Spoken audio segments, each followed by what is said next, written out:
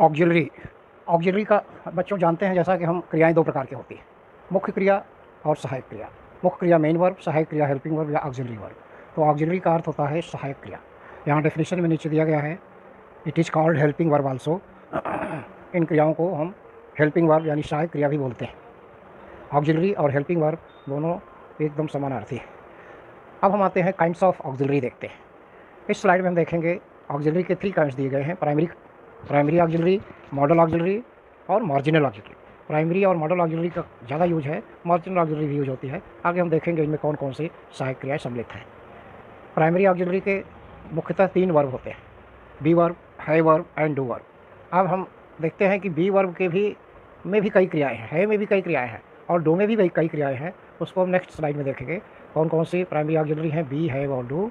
इनकी भी अलग अलग काइंड्स हैं, वो हम अगले स्लाइड में देखेंगे। अब हम देखने चल रहे हैं कि बी के कौन कौन से प्रकार हैं। टू बी वर्ब में यहाँ देखिए, am, is, are, was, were, will be, shall be. अब इसमें देखना है, एम, इज और आर ये तीनों वर्ब प्रेजेंट टेंस में यूज होती हैं।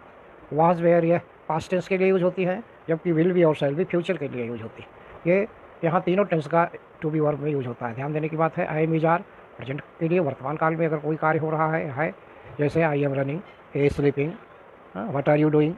अब वर्तमान में जो बातें हो रही हैं उसमें आई एम, इज, आर का प्रयोग होगा। वाज और वेयर का प्रयोग भूतकाल की घटनाओं के लिए होता है, जैसे where were you living those days, what was he doing. Will be, shall be future tense की जानकारी के लिए, आगामी काल के लिए इनका यूज होता है। जैसे he will be punished by teacher tomorrow, shall be, we shall be learn new lesson, so and so. तो विल बी, शैल बी ये भविष्य काल के लिए यूज होता है, फ्यूचर टेंस के लिए यूज होता है। नेक्स्ट है primary auxiliary have. Have verb में 3 वर्ब होती हैं, हैव, हैज और हैड। इनका यूज़ भी आप जानते हैं, हैव और हैज ये वर्तमान काल के लिए प्रेजेंट टेंस में यूज होती है, जबकि हैड का प्रयोग भूतकाल के लिए पास्ट टेंस के लिए होता है।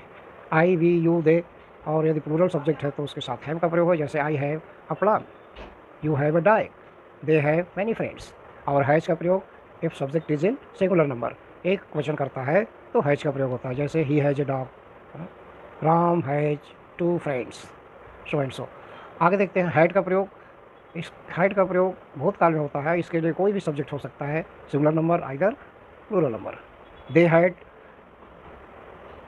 मैनी फ्रेंड्स ये भी सही है, ही हैड अ फ्रेंड ये भी सही है। तो नेक्स्ट देखते हैं third one, to do verb. Do verb में डू, डज और डिड।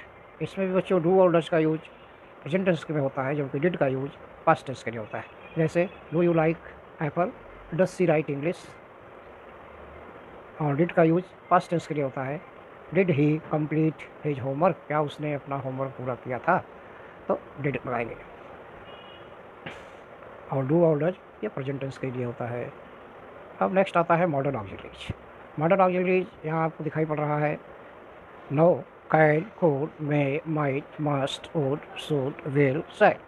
कैन, कैन सकना, यदि कोई काम कोई कर सकता है तो उसको एबिलिटी दिखाता है कैन।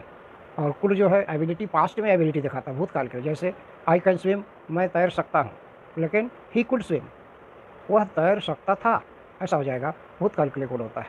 मे उसी तरह से मे, माइट, मस्ट में या सकना पॉसिबिलिटी दिखाता है, माइट भी पास्ट टेंस की पॉसिबिलिटी। मस्ट जो है नेसेसिटी दिखाता है, मस्ट माने चाहिए, जैसे you must come to school, जरूरी है, नेसेसिटी दिखाता है। वुड, वुड जो है I would like to speak in English, ये भाव प्रकट करने के लिए भूतकाल में यूज होता है। इच्छा, एक्शन।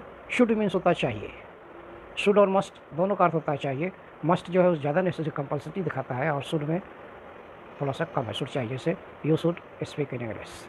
विल और शैल ये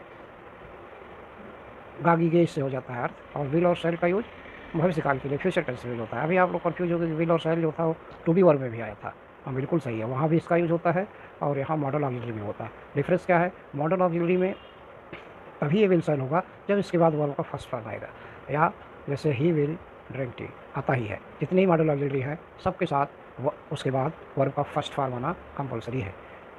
जैसे he will ask question, I shall sing song, तो यहाँ शैल के बाद सिंग आ गया, सिंग वर्ब का फर्स्ट फॉर्म है। He will go to school, go will के बाद गो आया, वेंट नहीं आ सकता, कभी भी मॉडल ऑक्सिलरी के बाद वर्ब का फर्स्ट फॉर्म ही आता है, यह बात आप लोग रिमेंबर रखना। अब लास्ट में है मार्जिनल ऑक्सिलरी बच्चों। मार्जिनल ऑक्सिलरी में 4 दिया है, यूज़ टू, देयर, नीड और आट टू। तो इस तरह से सभी 20-22 ऑक्सिलरी हैं, तीनों मिला करके प्राइमरी, मॉडल और मार्जिनल को अगर सम्मिलित कर लें।